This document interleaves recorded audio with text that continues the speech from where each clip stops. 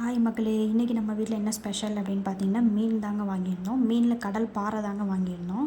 அதை நல்லா வாஷ் பண்ணிவிட்டு நம்ம ஃப்ரை பண்ணுறதுக்காக ரெடி பண்ணி வச்சுருக்கோங்க. அதில் 2 டீஸ்பூன் கார்ன்ஃப்ளவர் மாவு ஆட் பண்ணிக்கலாம். அதுக்கப்புறம் நம்ம ஃபுட் கலர் வந்து போட்டுக்கலாங்க. எங்களுக்கு ஃபுட் கலர்ஃபுல்லாக இருந்தால் தான் நாங்கள் பிடிக்கும், அதனால் கலர் போட்டிருக்கோம். மீன் வறுவல் பொடி ஆட் பண்ணிக்கலாங்க.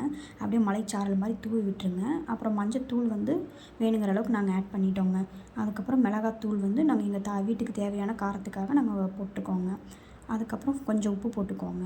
வேணுங்கிற அளவுக்கு உப்பு போட்டுக்கலாம். அந்த உப்பு போட்டதுக்கப்புறம் பார்த்திங்கன்னா ஒரு 2-3 கருவேப்பிலை இலைகள் இருக்கு இல்லையா, கருவேப்பிலை வந்து நம்ம தூவி விட்டுக்கலாங்க. அப்போ தான் நம்ம டேஸ்ட்டாக இருக்கும். அப்புறம் லெமன் வந்து கொஞ்சம் இருந்தால் புழிஞ்சு விட்டுக்கலாங்க. அப்படி லெமன் இல்லைன்னா நம்ம தண்ணி ஊற்றி மிக்ஸ் பண்ணிடலாம். அதை அப்படியே ஒரு 22 to 30 மினிட்ஸ் வச்சிங்கன்னா நல்லா ஃபுல்லாக உப்பு காரம்லாம் சார்ந்து ஃபுல்லாக சூப்பராக இருங்க. ஆயில் வந்து ஹீட் பண்ணிக்கலாங்க. ஆயில் ஹீட் பண்ணிவிட்டு அதை ஒரு 2-3 கருவேப்பிலை போட்டு நம்ம மிக்ஸ் பண்ணி வச்சுருக்கிற மீன் அதில் போட்டிங்கன்னா ஃபுல்லாக சூப்பராக ஃப்ரை ஆகிருங்க.